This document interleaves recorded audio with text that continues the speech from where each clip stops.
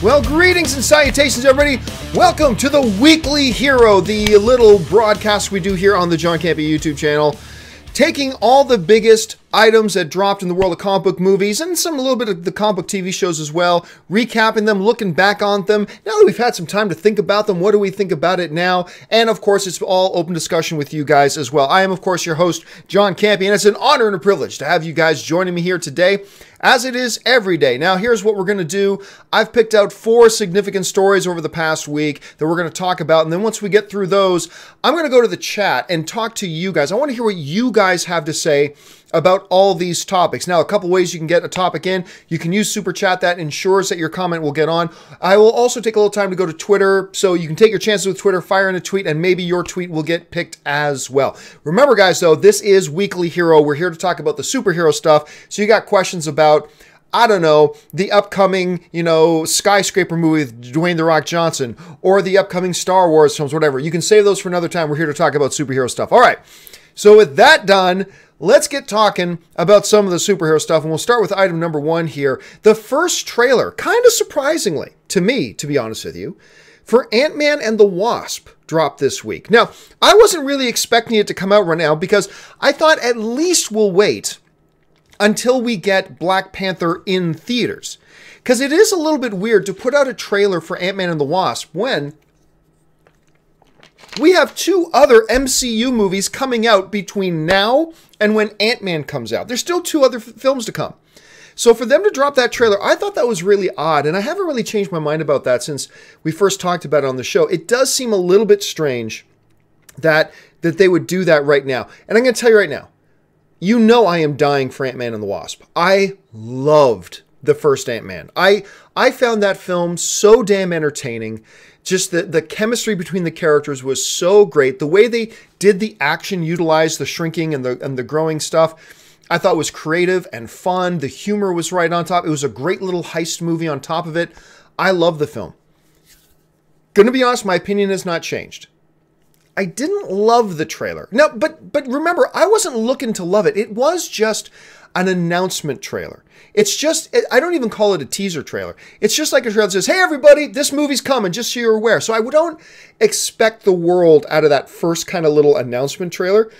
And I know I said before that I didn't like the music choice for the trailer. Now, once I said that, I had a whole bunch of people jump online and say, but John, the name of the song, I can't remember the name of the song is, but it's something to do with ant. Like ant is in the name of the song.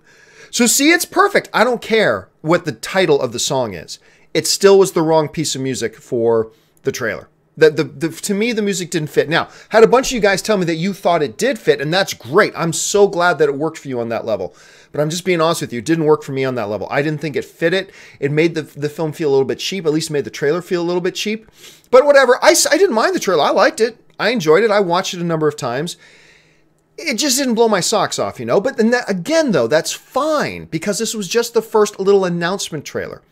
It's not supposed to tell us what the plot of the movie is yet. It's not supposed to yet tell us who the villain of the film is yet. We've got a lot of time. We got 2 other MCU movies coming out between now and then, man. We got a lot of time to figure that out. But I'm just saying, I wasn't necessarily blown away with it, but that's fine. I'm still really looking forward to the film. All right, next up. These pictures dropped online about a week ago. And oh my God, it's like you said, it's like somebody got online and said, Heath Ledger's Joker sucks. That's the kind of reaction people had to this picture of Captain Marvel, our first look at Brie Larson, in a surprisingly, although maybe shouldn't be that surprising, green outfit. Now, we talked earlier this week, and there's been a number of articles out this week really kind of discussing and going into, here's how a green outfit kind of makes sense. There is a history in the comic books of green being used. Of course, there's roots routed into the Kree Empire and all that kind of stuff, so that's there too. But my whole thing with this Captain Marvel green costume outfit has always not been about, well, where's the roots in the comics? My whole thing has been about, I doubt this is the costume we're going to see for the whole movie. I don't know that for a fact. I just doubt it. And what I talked about on the John Campea show last week, when this whole thing about her costume first came up, was the notion that, guys, this isn't even an official picture. This isn't even an official picture. This is some behind-the-scenes leaked out photo that somebody took a picture of. It's not even in context. And the great example, I believe it's a great example, that kind of feeds into this is, remember Scoot McNairy in Batman vs. Superman? That leaked picture on set of Scoot McNairy standing around with green leggings on, and everybody lost their minds. Everybody's like, Scoot, that's confirmed. Scoot McNairy is the Flash. It's like, wait a minute. Why would they put green leggings on him if he's the Flash? Well, because his legs move so fast. Yeah, but the rest of him move so fast too. I mean, why green legging? And of course, it turns out he was not the Flash. He was the guy in the wheelchair in the movie, and that was just there to remove his legs digitally. But it just goes to show you that we shouldn't get too worked up about these out of context, leaked out behind the scenes set pictures, because we have no idea what it means. The other example I've been throwing around about it too is the whole Iron Man one. Imagine Iron Man 1 and somebody leaked out a behind the scenes picture of the Iron Man Mark I armor, the one he builds in the cave. Can you imagine? That's what Iron Man looks like? That's stupid. Give him the red, gold kind of classic look, blah, blah, blah. If that was an out of context picture, that's how we would have reacted to it.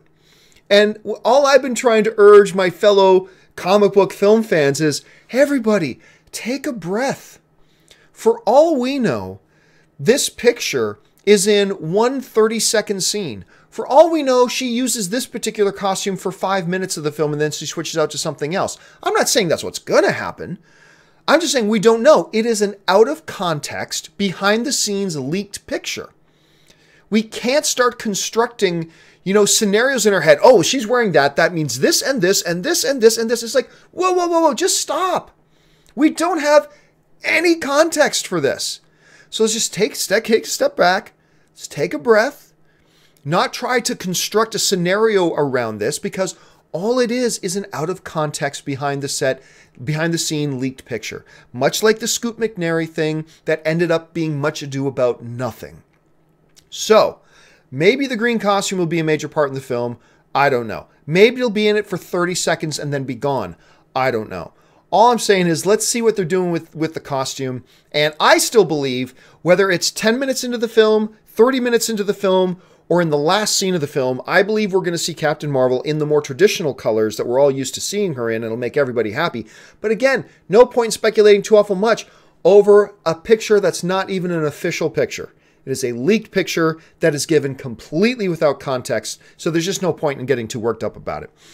All right, let's talk about this thing now, too. We've been talking about it a lot on the show the last week or two. Of course, Black Panther. There are audiences that have now seen Black Panther. Black Panther has had its world premiere, and it's had a couple of press screenings as well. So it's not just the people who are at the premiere. There's been a number of press screenings for the film as well. It's been out, and audiences have seen it, and the audiences who have seen it are loving this movie. The social media reaction was lifted. The embargo was lifted on the social media reactions. People loved it. You guys saw my social media reaction, of course. I enjoyed the film a hell of a lot. I thought it was really good. I'll go more into my full review on Tuesday when the review embargo lifts. But the response to it has been spectacular. Like, really, really good. Now, one of the things we talked about on the John Campea show a little bit earlier today was, some people raising concerns that people might only be saying it's good because of its social relevance. I disprove that. There have been many films that could have been considered movies of social relevance, but they weren't quality films, so the issues and the items of social relevance were downplayed completely. It didn't matter. The movie's got to be good first. And what I do think is that you've got a really good movie, and that just heightens the importance of the social relevance in the movie. But it's got to start with a good movie. Black Panther is a good movie. I am hard-pressed to imagine too many people not liking this film. The only people I can imagine, and of course, all film is subjective, of course, absolutely it is. I just think there's a lot of people who are going to love this film. Now, clearly, there are some people out there who have predetermined that they're not going to like it no matter what, because black dude is in the lead. So, it's a bad film. It's a social justice warrior movie because there's a black guy. Every movie lead should be a white guy, a white straight man. If it's not, it's got an agenda. Well, clearly, you're the one with the agenda. But at any rate, so there's going to be some of those, no doubt. But I think And it's not going to work for everybody. Even just legitimately, no movie works for everybody. There are some people who don't like The Dark Knight. There are some people who don't like Avengers. Whatever. Okay, that's film. It's subjective. That's fine. But I think the vast majority of people are really going to dig Black Panther. It is a very well done movie by a great executive producer in Kevin Feige and a great director, pardon me, in Ryan Coogler, who of course did Fruitvale Station and Creed. What an amazing job he did on Creed. I think this is his best effort. I really do. I think Black Panther is his best effort to date. And I'm not going to go more into it and all that kind of stuff, but it has made me readjust my guess. I'm thinking Black Panther could. I never thought this before, but now that I've seen it and I've got a sense of what the buzz is going to be before it comes out, I have altered my initial prediction that Black Panther would hit somewhere in the $120 million range, maybe 130. I've upped that to maybe 140 and 150. There's some people out there going, it's going to hit $2 billion. No, or $200 million opening weekend. No, it's not. But I do think hitting that 140 mark is possible. There was a new report that came out today from Variety saying over the 3-day long weekend, it could hit 150 million. I won't foul out of my chair in shock if it hits that number just in the regular weekend without the long weekend aspect of it. So we'll have to see how that kind of plays out. But I'm super excited about Black Panther, man. Let me know what you guys think about it as well. And the final topic here that I've picked out that I think I might be more excited about this than anybody else is that Tom Hardy has wrapped shooting on Venom. Tom Hardy, that doesn't mean the film is done. It just means Tom Hardy and all of his shooting is now finished. They're obviously going to be working on the film for quite some time. And I do want to point out, this is a piece of fan art. This is not official movie art. This is a piece of fan art. The one big mistake they, of course, made in this fan art is it says Marvel Studios. And, of course, Marvel Studios is not making Venom. Sony Studios is. But whatever. It's a great piece of fan art. I think it's spectacular. So that's why I pulled it up. And I think I'm one of the few guys out there that I am and have been legitimately excited about a Venom movie. I have been and I continue to be excited about this Venom movie. I think the fact that they were able to attract Tom Hardy to get attached to it. He's one of the most celebrated actors working today. People love Tom Hardy, and he's notoriously picky about which movies he likes to become involved with. Not that he's always right, but he's always very picky.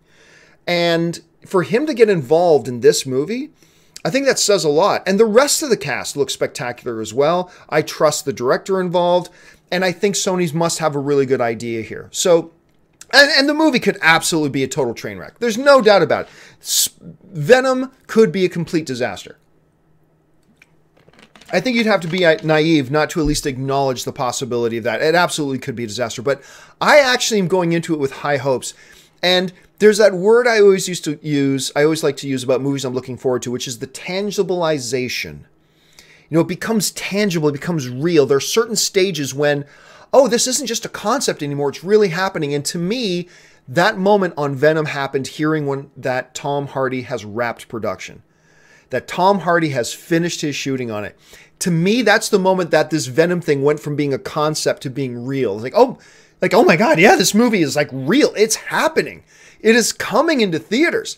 And I think I am more enthusiastic. I've got to believe I'm in the top 5% of people who are actually enthusiastic about it, because I know there's a hell of a lot of you guys who are very, very skeptical about this film. Understandably so. I get it. I totally understand why you would be.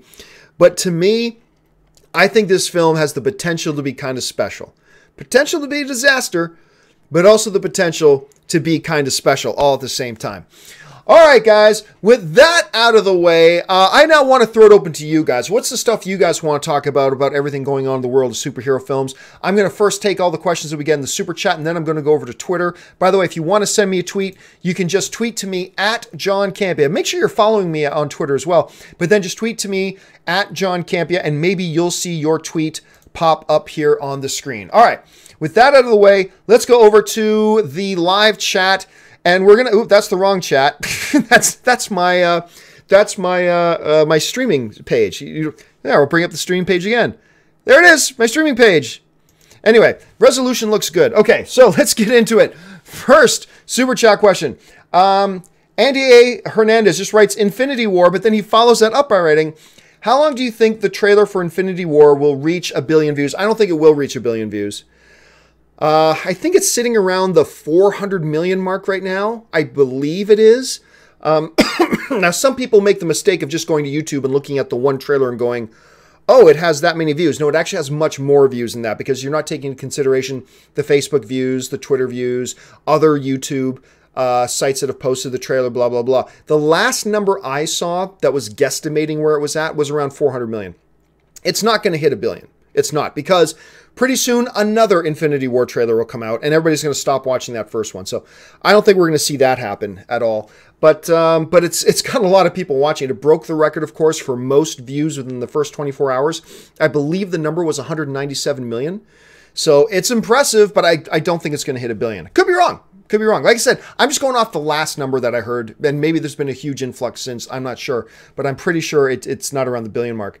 Ben Rayner writes, John, I just watched Black Lightning this week, and you're right, that dinner table scene was one of the funniest scenes in the Arrowverse. Also, what did you think of Honey, I Shrunk the Team Flash? Well, first of all, nobody has ever said that Black Lightning's in the Arrowverse. It's important to keep that in mind. There has been no confirmation from anybody that Black Lightning takes place in the Arrowverse. There was, I believe, in episode 1, a reference on a newscast on a TV in the background that there are other superheroes in the world, but there was no mention of Green Arrow, Flash, anything like that, Supergirl, blah, blah, blah. So there has been no confirmation, and I haven't read any confirmation from any of the producers or directors saying that this is Arrowverse. They could very well be, but I haven't heard anything that confirms that. As far as Honey, I Shrunk Team Flash, I don't know. Look, there's parts of it I like. I've really liked the Goldberg aspect of it. For those of you who don't know, the old WWE wrestler Goldberg has been guest appearing in the show as a prison inmate with Barry. And I really like the dynamic. I like having him there. That part was nice, but the whole shrinking thing, you know what it reminded me of? Remember that episode, I believe it was earlier this season, when he did the Council of Wells? When Dr. Wells got like 4 other alternate universe versions of himself. There was the Cyborg Wells, and the German, Austrian Wells, and the Playboy Wells. And it's like, I really didn't like that episode. I thought that was just too much. It was a little bit too far, and it just made it feel silly and dumb. Not silly and fun, just silly and dumb. And I'll be honest with you, the whole Honey, I Shrunk the Team Flash stuff reminded me of that. And I wasn't really a big fan of that aspect of it. Although I gotta say, Elongated Man is growing on me, because at first I didn't think I would dig him in the show, but I am digging him in the show more and more. He's becoming a nice addition to the show, so I'm glad he's there. But again, this episode wasn't my favorite. Ben Rayner writes, who's the better CW villain, Reverse Flash or Malcolm Merlyn? I'm going to go Malcolm Merlyn. I think Malcolm Merlyn is the better villain. I mean, Reverse Flash is very powerful for sure, but I had a lot more fun actually seeing Malcolm Merlyn on screen. And the fact that the duality of the character adds to it as well. And so, yeah, for me, Malcolm Merlyn is the better. He's the villain I enjoy watching more. Devontae Brown writes, wow, James Mangold's angry post-credit scene rant. For those of you who don't know what Devontae is talking about, great director James Mangold was being interviewed, and he gave this really angry, visceral statement about post-credit scenes. I have my thoughts and opinions about it, but I'm going to make a separate video on it. I'm not going to go into it too much here. I will just say I'm disappointed in his comments. Why I'm disappointed in his comments, I'll explain that more in a separate video that I make. But if you're not familiar, just look it up. Just look up Google James Mangold post-credits. And I'm sure you'll find the interview where he absolutely goes off on it. And I think it's misdirected. And I will talk more about that in a separate video. But thanks for bringing it up, Devontae. Chris Martin writes, absolutely love The Dark Knight. It's got me into comic book movies. Only other movies that top The Dark Knight is Logan. Love that film. Hey, man, you're not alone, man. Not everybody thinks The Dark Knight is the best, but everybody loves The Dark Knight. Well, practically everybody loves The Dark Knight. It is certainly one of the hallmark comic book movies. If you want to talk about the 5, like if you want to talk about a Mount Rushmore of comic book movies, I think just about everybody, most people, would probably put The Dark Knight on that Mount Rushmore of comic book movies for sure. Maximum Effort Maximum Effort 44T writes, I am extremely excited for Venom. Venom is one of my all-time favorite villains, and Tom Hardy is a fantastic actor. I agree. Like, one of the things that I find that most people makes them apprehensive, and I totally understand why, is that it's difficult for a lot of people to imagine Venom divorced from Spider-Man. Not having Spider-Man as the hero. How do you have the movie with Venom? And I get it. I just think people need to think outside of the bubble a little bit. Just think outside of the box and understand that there's potential for them to do more. And a lot of people will then say, well, John, the very fact that he looks the way he looks is because of Spider-Man. I get it. But look, this is an adaptation. Maybe they come up with another explanation, or maybe there is a Spider-Man tie-in. But let's just not get worked up about it until we see the film. I think there's really good potential there for this thing to be good, and I'm glad you're looking forward to it as well, Maximum Effort. Okay, Haskell420 writes, hey, John, we know fans are giddy as hell for Infinity War.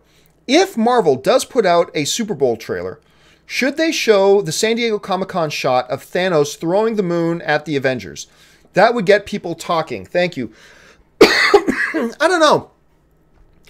You got to remember, you put marketing together for the audience that you're presenting to, right? That means when you're putting something together for Comic-Con or, say, D23,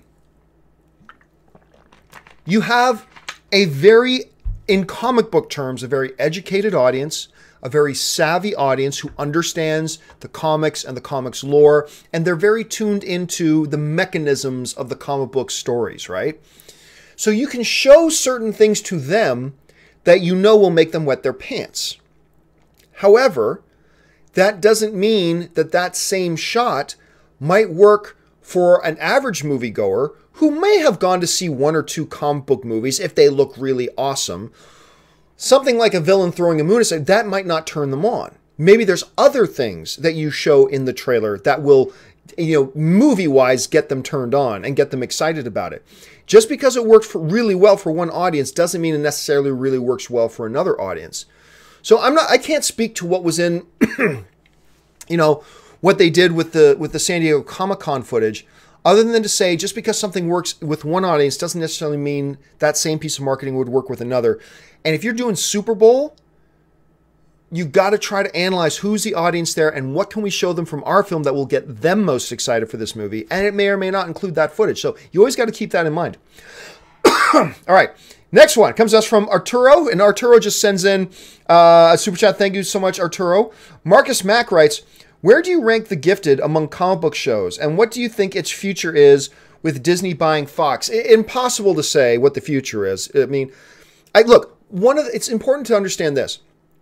One of, if not the main reason Disney has purchased Fox and a lot of its assets wasn't to bolster their movie output. It was to bolster their potential for content for their streaming networks. And so with that in mind, I really do believe they will probably continue on with, depending on how the rights work. I'm not, super familiar with how the specific rights of that specific show work, The Gifted. But if everything is as it appears, it seems to me that they would want to take that and continue it running on their streaming service. It appears to me. Where I would rank it amongst all the comic book shows, tough to say, man. I mean, I certainly like it more than this season of Flash. Although, I haven't written off The Flash. Overall, Flash is still, probably my favorite comic book show. Then you're probably looking at Daredevil on top of that. So it's not in that league. But I'm telling you, the two major comic book shows that have started up this year on Hulu and with Fox, of course, with The Gifted and The Runaways, I've just been so impressed with both of them. And I really didn't have very high expectations for either. I didn't have high expectations for either of these shows, and I have really enjoyed them both. So let me see more than season one before I start ranking it amongst all my comic book shows. But all I can say is right now it's going to sit well because I just really like the show. I think they've done some really good work with it. Tony Bush writes, Venom will be the Logan of this year with a splice/arrival field. That's an interesting idea. Have never been disappointed with Tom Hardy /Bane. Yeah, well, remember though, Tom Hardy did not write this movie. So keep that in mind. I love Tom Hardy too. Just remember, he didn't write this movie. He didn't direct this movie. He didn't pen the lines that are coming out of his mouth. He's got to take those lines and those words and the actions on the page and bring them to life. That's what a good actor does. But remember, he didn't write it. So don't pin all your hopes on this movie being good on Tom Hardy. Tom Hardy being in there certainly is a step in the right direction. Just let's not pin all of our hopes on it. But I really like your analogy there, Tony, your comparison there. If they did go with a Logan crossed with like Arrival or Splicefield, that could be really special. That could be really special. And let's see what they do with it. I'm excited. I mean, for one, I'm really excited. All right, Sam Fisher writes, let's see. What are the other movies on your comic book movie Mount Rushmore? I'd have to sit down and think about it. Obviously, Avengers is up there. Captain America Civil War is up there. Logan, that's probably it then. It's probably in no particular order, The Dark Knight, Avengers, Civil War, and Logan. That's probably, maybe I might change my mind on one or two of those if I think about it more, but off the top of my head, yeah, my Mount Rushmore, Logan, Civil War, Avengers, The Dark Knight. So that's what mine would be right now. I'd have to think about it for sure. Old Flicks Joe writes, do you think Marvel is going to do more team-up movies like Thor Ragnarok? Maybe Spider-Man and Captain Marvel? Also, Happy is on the Sci-Fi Channel. Yeah, I've been having a whole bunch of people telling me about Happy, and I had a few people, even on the John Campea show earlier today, tell me, John, it's on Sci-Fi, check it out. So I will be making sure I check it out. I doubt you'll see Spider-Man and Captain Marvel. That doesn't seem like a good pairing to me. But I do think you'll see more of them. Because remember, they already kind of did it with Spider-Man.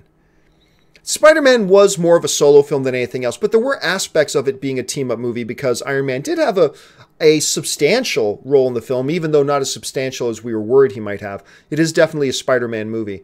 But yeah, they'll definitely do more, for sure. They got too many characters, man. Even all the Captain America ones, to some degree, have been a little bit mixed. Other than maybe, the first Captain America, the first Avenger. But like Captain America Winter Soldier, it was a team-up movie in many ways. You had Black Widow in there. You had Falcon in there. You want to talk about, obviously, Captain America Civil War. Then you're talking about Thor Ragnarok. So, yeah, they'll definitely do more because it works for them. There's obviously, the audience eats it up, so they'll do more in the future. Let's see. Haskell, 420 writes, I know you like the Mission Impossible on the Rogue Nation bonus features, and crews learn to car drift. Did all the car and motorcycle chase scenes stunt driving and learn to held his breath for 6 minutes? Yeah, he did. I don't know why Tom Cruise does it. I don't know if he just, because Tom Cruise is in his 50s now.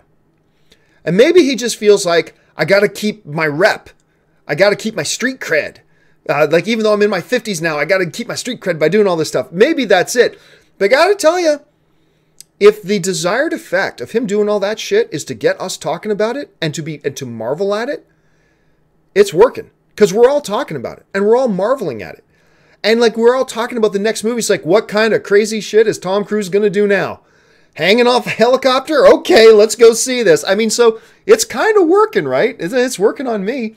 Andrew Gifford writes, I'm embarrassed that credible websites gave those losers that tried to sabotage Black Panther's Rotten Tomato score legitimacy by giving them coverage. Well, keep in mind, Andrew, the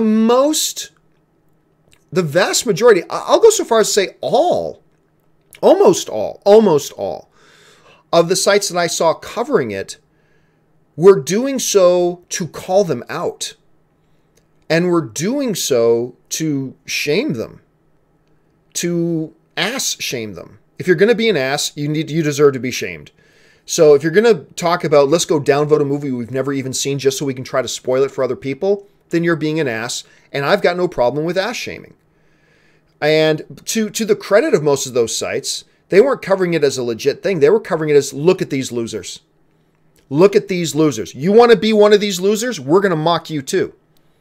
Now, you watch Black Panther and you just legitimately hate it, no problem. No problem at all. There's going to be some people that see it and don't like it. Like I said, some people don't like Dark Knight. Nothing wrong with that at all. It's these pathetic little mama's basement dwelling losers who have never touched a girl or a guy, depending on their orientation. Doesn't matter. These are these sexually oppressed little pathetic nobodies who just want to ruin things for other people. You know, they're so weak and so fragile. and just pathetic. I mean, I say the word pathetic a lot, but it just so applies to these just awful, insignificant little people that they are so sad that they feel like they need to ruin things for other people. And I have no problem with like outlets bringing it up to draw attention to them to say, do you want to be one of these people? Do you want to be like them? And so for that, and I got to say, most of the coverage that I saw was taking that approach. And so for me personally, I understand what you're saying, Andrew, I do, but for me personally, I had no problem with it because of kind of the angle they took on it. They were calling it for what it was. And in doing that, look, you never fix a problem until you shine a light on it. Toxic fandom is a problem. And what we need is more outlets shining a light on toxic fandom and calling it what it is. Until we start doing more of that, toxic fandoms can continue to get worse and worse of a problem. So I actually kind of applaud that they did it. That's just from my point of view. Charlie15Z writes, without spoilers, better performance.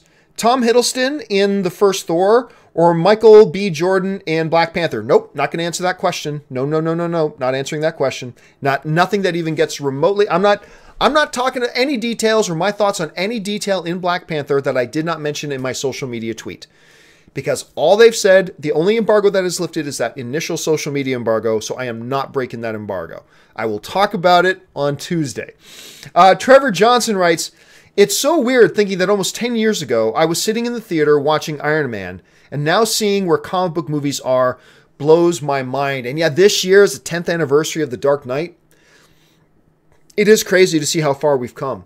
But I think when we saw Iron Man, well, to be honest with you, when we saw the first X-Men movie, because producer Charles Roven, who produced the Dark Knight trilogy, producer Charles Roven was once speaking at a conference I was listening to, and he specifically said the movie that made us in Hollywood realize you can make these comic book movies that appeal to the fans and can be legit Hollywood great films too. And the movie that convinced him of that was the first X-Men movie. And really, that's why I always say that the birth of the modern era of comic book movies was actually that X-Men movie. That's the one that convinced guys like Charles Roven that these movies can be done. And now here we are. Here we are living in a world of shared cinematic universes. One's doing a little bit better than the other, but whatever. We'll get there. We'll get there. We'll get to a point where we have two healthy, active, and successful cinematic universes. We will get there. And you're right. It's crazy to see where we've come. All right, guys, that's all of the Super Chat ones that are in there right now. So until some more pop up, I'm going to go over to Twitter. Let's see what you guys are saying in Twitters. Let's see. I'm going to try this one. This one comes to us from... Who does it come from? Noah's Arc 02 writes, John, do you think Cap will get his original shield back in Infinity War or Avengers 4? Yeah, I do. And they're going to make a moment out of it. Cap's got to have a shield. At some point, Cap's going to get a shield. Of that, I have very little to no doubt whatsoever, is that Captain America will get that shield back one way or the other. Let's see. Next one comes to us from EJ the Badass 24 writes, what did you think of the season finale for The Gifted? Wow, what a twist. I loved it. And I'll tell you, the main reason I loved it was because they did something I did not expect.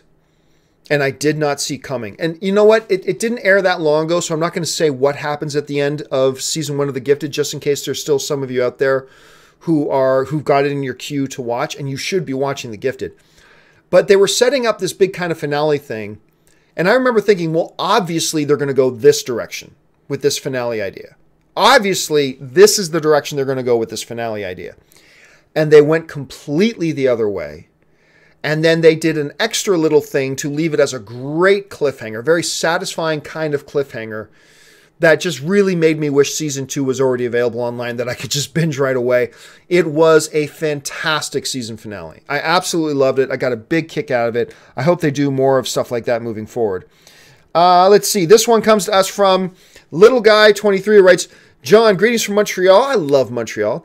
Are you excited for the upcoming HBO Watchmen show? And what are your expectations? I'll be honest with you, no, I'm not excited for it. I'm totally going to give it a chance. Remember, I wasn't excited for The Gifted or The Runaways either, and I ended up loving both those shows. I'm in the same place. I'm not excited for it. I have my doubts that this is something that can be done properly. And I'm one of the guys that wasn't a big fan of the movie version. I actually thought the movie version wasn't that great. Actually, not even wasn't that great. I don't think the movie version was all that good, actually. So, no, I'm not excited for it. But, you know, just like I wasn't excited for The Gifted and I wasn't excited for The Runaways, I'm going to go into it with an open mind, and maybe I'll get lucky and it'll blow me away, much like Gifted and Runaways did. And hopefully that's the type of situation we'll be in. All right, let's go back over to the Super Chat. Another one is coming from Andrew Gifford, who writes in, Daredevil is an underappreciated comic book movie. MCD as Kingpin. Oh, you're talking about the movie itself. Affleck before his Batman days and Jennifer Garner's Elektra. Favreau before he was happy too. You know what? Seriously, I have said this before. People snicker, but I will stand by this. You take out that teeter-totter scene in the original Daredevil, and it's hard to erase that scene out of your mind because it's a horrible scene. I don't care if you laugh. I love that movie. I love that Ben Affleck Daredevil movie. If you take out the teeter-totter scene, that teeter-totter scene brings it down like 6 notches, no doubt. I admit that, but I still really like it. You take out that scene, I love it. They did some things in that movie that didn't become commonplace for movies, even just thematically, that didn't become commonplace till like 6 years later, 6, 7, 8 years later. That movie was ahead of its time as far as comic book movies go. And I thought Affleck was fantastic in it. I thought Colin Farrell was great in it as Bullseye. I thought he was great in that. I thought Jennifer Garner was fantastic in it. I loved Michael Clarke Duncan as Kingpin. I mean, I prefer the Kingpin we have now in the Netflix series, yes, but I thought Michael Clarke Duncan was a great Kingpin for that type of movie. I enjoy that movie, and I agree. I think it is an underrated comic book movie. I really do. Let's see. Dirk Walker writes, do you think Thor will ever get his hammer back? Yes. I think somehow, some way, Mjolnir will make a return. I mean, it's just so associated with Thor. That hammer is just associated with Thor. Maybe we'll get the different version of it that'll look a little bit different with an axe side to it. I don't know what they're going to do, but I do believe one way or another, a Mjolnir is going to make its way back into his hands. Like whether the pieces magically came back together or something else along those lines. Maybe Doctor Strange helps with it. I don't know. But yes, I do believe we're going to get that hammer back. Ben Rayner writes, what did you think of teaser for Jessica Jones Season 2? Does it look better than Season 1 to you? I know you weren't a fan. Yeah, I wasn't a fan of Season 1 of Jessica Jones. Most people are, but I wasn't. The trailer looked okay. Didn't give away much. So, I mean, just going to have to wait and see really what we're in for. Okay, so I'm going to go back over to Twitter now since we don't have any more Super Chats there. So I'm going to go back over to Twitter. And over on Twitter, we have, let's see. We'll try this one here. This one comes to us from Johnny B. String, writes, Johnny, do you think an MCU movie thematically set as noir would work? In the vein of something like Logan? Maybe. I mean, look. Anything can work. Could it work? Yeah. They come up with the right script and handle it the right way, then yes. Look, you do Swamp Thing as a comedy. Hey, if you get the right script, it'll work. You can't do Swamp Thing as a comedy. Sure you can. Sure you can. You can do Venom as a comedy if you write it the right way and make it good and funny. You could take, the Wonder Twins from the old anime. Wonder Twin powers activate. You could do that as a serious, dark, gritty Western if you have the right script. Could something noir be set in the work in the world of the MCU? Sure you could if it's written the right way and it still fits in with the MCU as a whole. You can absolutely do it. There's absolutely a way to do it. I have no doubt about that. Let's see. Next one comes to us from Louis C. 9515 writes, John, I think Zac Efron could be in a superhero role. I was thinking Hal Jordan or Nightwing, but he could do, and then it gets cut off. Sorry, guys. Like, my Twitter importing program only works for 140 characters because that's when it was made, when Twitter was only 140 characters. So you got to keep your tweets short. But I see where you're getting at. Look, everybody knows I'm a big Zac Efron fan. I believe when I saw him in that movie, Me and Orson Welles, that was the movie that opened my eyes to just how good Zac Efron is as an actor. He's far more talented than people give him credit for. I stand by that. Far more talented. than people give him credit for what he does. So, I thought he could be a new Wolverine. Now, before you laugh and guffaw at that, remember, everybody laughed and guffawed at Hugh Jackman, this pretty boy face, Broadway singer and dancer. You want to make him Wolverine? This is a disaster. Now we have a hard time imagining anybody else but him. I'm telling you, I think Zac Efron could be a good Wolverine. And, it would meet a lot of people's wishes. You'd get a shorter Wolverine, that's for sure. I mean, so that would work in people's benefits too. Let's see. This one comes to us from Teenage Nerd, who writes, John Campea, I'm your biggest fan from Greece. Thank you so much. I really like The Amazing Spider-Man 1 and 2, and the suit was awesome. Look, to me, a Spider-Man suit is a Spider-Man suit. As long as it looks like Spider-Man, I'm okay with it. Like, I know I've got some friends that are diehard, no, the suit in number 3 is clearly superior to the suit in number 2. And I'm like, I just see a Spider-Man suit in all of them. They all look like Spider-Man to me. I don't see the big difference. It's not like the Batman ones where you get radically different looks with the Batman suit sometimes. But with the Spider-Mans, I just go, they just kind of all look the same to me. They kind of look the same. Anyway, let's jump back over to the super chat there because another one's coming. We've still got a couple minutes here. This one comes from Old Flicks Joe, who writes, do you think Deadpool 3 will be released before the Disney takeover, Fox, and great picks for your Mount Rushmore? I would include Deadpool. Well, I mean, but then what do you knock off for Deadpool? Do you take Logan off for Deadpool? Do you take Avengers off for Deadpool? I mean, I think Avengers is the best comic book movie ever made. Do you take The Dark Knight off for Deadpool? I certainly don't take Civil War out for Deadpool. Deadpool's in my top 10. Certainly, Deadpool is in my top 10 comic book movies of all time, but I don't know that I knock any of those films off my Mount Rushmore for that one.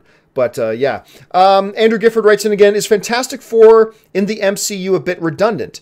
They'd be like the third family, not the first, and we already have seen space with Guardians. Well, okay, yeah, but Andrew, we've already seen New York. Does that mean we can't have other heroes in New York? Obviously, like a lot of the MCU stuff has happened in New York. But we've already seen New York, so therefore we don't need more heroes in New York. Well, it works. It works. And space is a big thing. Like, what are you going to say? Oh, a hero on Earth? Oh my, we've already seen a hero on Earth. We don't need another hero on Earth. I mean, and space is like 45 trillion times bigger than Earth. So to say, well, we've already seen space. That's a little limiting. So I would encourage you not to look at it that way, dude. I would encourage you to look at it like space is infinite possibilities. And really, the Fantastic Four, you don't have to make them a space-based team. You can have them come up with their powers any way that you want. You can come up with a new origin if you want, whatever. But there's a lot you can do with the Fantastic Four. And I think Marvel should take a shot at them. But again, I'm not expecting anything from Marvel till 2022, 2023, something like that. We're definitely a ways away from having to deal with stuff like that. All right, I've had about 60 more tweets come in. I will pick one or two more if I can here. Let's see. Let's go to this one. This one comes to us from... Where'd it go? This one comes to us from Andrew P. Snow 14, who writes, John, do you think Carnage will pop up in Venom? And if so, do you hope it's Woody playing him? It's possible. Look, I'm actually okay. Look, I'm dying to see Venom and Carnage fight. I mean, for sure. But this is Venom's first movie. I am completely fine with them doing something else with Venom and holding Carnage back as something that you can build up to for the second film, maybe. You know, what I hope they don't do, unless they've got a great idea, what I hope they don't do is blow their proverbial load all on the first film. And then leave themselves scratching their heads. Well, where do we go from here? You know what I'm saying? Kind of like how Batman Begins didn't start with the Joker. You know, you save the Joker to the second film. At the same time, if they've got a great idea for a great movie and that involves Carnage, then I'm all for it. Whatever they want to do. As far as whether or not I hope it's Woody Allen, I don't care. I mean, as long as Woody Allen's there, I'm really happy. Woody Harrelson, I should say. Woody Allen would be a very different... This Venom with Woody Allen would be a very, very different movie. No, Woody Harrelson...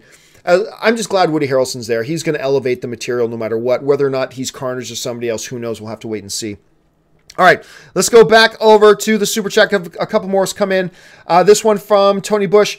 I'm one of the few people who prefer The Dark Knight Rises over The Dark Knight. When Batman tells Catwoman he hasn't given everything, and when he flies in front of the machine, the marching cops. Hey, look, the Dark Knight Rises has its moments. Like, to me, The Dark Knight Rises, I think, is the second weakest Christopher Nolan film. Notice I'm not saying second worst, because I don't believe Christopher Nolan has made a single bad movie. I just don't. I think Inception, sorry, not Inception, Interstellar. I actually think, I know a lot of people are screaming at me right now, but I think Interstellar is probably his least impressive movie. And then after that might be The Dark Knight Rises. That's from my point of view. But there are certainly elements in The Dark Knight Rises that were really well done. And I can totally see why somebody like yourself, Tony, might actually even prefer The Dark Knight Rises over The Dark Knight. Not me. I mean, I prefer The Dark Knight, clearly. But I can see why somebody would think that way, because there are some definitely highly redeeming elements in the film. Arturo Castro writes, I agree that Venom can be on the same level as Logan telling a self-contained film. I hope they go for a horror movie vibe as well as character look. Just looks scary. What do you think? Well, I also, yes, to a degree. Because I also believe with a character like Venom, with what he can do, you can make a very exciting movie. You can make a very exciting, a truly in its DNA comic book movie. I think you could do with the Venom character. When you consider all the things he can do and what you can do with him on the big screen, I think you can make a very exciting film. Now, if you want to mix in elements of horror, elements like some darker stuff in there too, I'm all for that as well. I totally am. I'm totally for that as well. But I want them to start with the excitement. Because I think if you can nail the excitement, you're going to attract your widest base of an audience. And then you can play around a little bit more from there. But obviously with a character like Venom, the possibilities there, they could go a little bit darker. Devontae Brown writes, think we can still see Venom and Carnage in the MCU too? It's possible. Look, the little game that Kevin Feige and, I'm forgetting the name of the Pascal, was it Pascal? No, it was somebody else. Anyway, Amy, the producer from Sony. The way they were coyly going back and forth, I mean, it's very possible we could see Carnage and Venom in the MCU. I don't expect it anytime soon, but it's definitely possible that they're going to bridge these universes. They may not. Sony might want to keep this completely separate and have it ready just in case their deal with Marvel falls through and they just take Spider-Man out of the MCU. Nobody forget, that's still a possibility. I don't think it'll happen, but it's still a possibility that Sony could still pull Spider-Man out of the MCU if they wanted. I hope they don't. It seems to be working well for both of them. But I think they're going to try to foster Venom to feel a little bit separate, just in case that ever happens and they need to go it alone. But we'll see. Beatmaster writes, Predator at Disney. Who from MCU should fight them? Not quite sure what you're asking, Beatmaster. Like, if you're saying, are you talking about like maybe a crossover where Predators are in the MCU? I'll be honest with you. If that's what you're asking, I'm not really sure if that is what you're asking from the way you worded it. I gotta tell you, I'm not down for that. I think that is a bad idea. I have no interest in seeing Predators running around in the MCU. I really don't. Koba writes, Batman Begins is the best of the three for me. You know, it's funny, and that's the interesting thing about the whole Christopher Nolan Batman trilogy, is that you'll get some very passionate people who very passionately think that Batman Begins is the best one. Most people think the second one, The Dark Knight, is, and some people even think the third one is. And that's why it's a beloved franchise, man. That is why so many people just adore this franchise. All right, guys, that will do it for me for this installment of The Weekly Hero, talking about the week that was and speculating all this kind of stuff about all the things in the world of superhero movies. I'm glad you guys decided to join me here today. Don't forget to jump down in the comment section, leave your thoughts and opinions on any or all the topics that we discuss here today. Make sure you click the thumbs up button, subscribe to this YouTube channel. And hey, guys, do me a favor. If you like my content, consider going over to patreon.com/John Campea. Get all the information there about what it means to be a Patreon supporter of mine, how being a Patreon supporter actually makes my shows possible, and what benefits there are to being a Patreon supporter. And then maybe you will decide to be a Patreon supporter too, which would be deeply appreciated. All right, guys, that will do it for me. Of course, I'll be back again tomorrow with the John Campea Show tomorrow morning. Super Bowl's coming up too. I know you guys are all cheering for the Pats just like me. Anyway, that'll do it for me, guys. Thanks for joining me. My name's John Campea, and until my next video, bye-bye.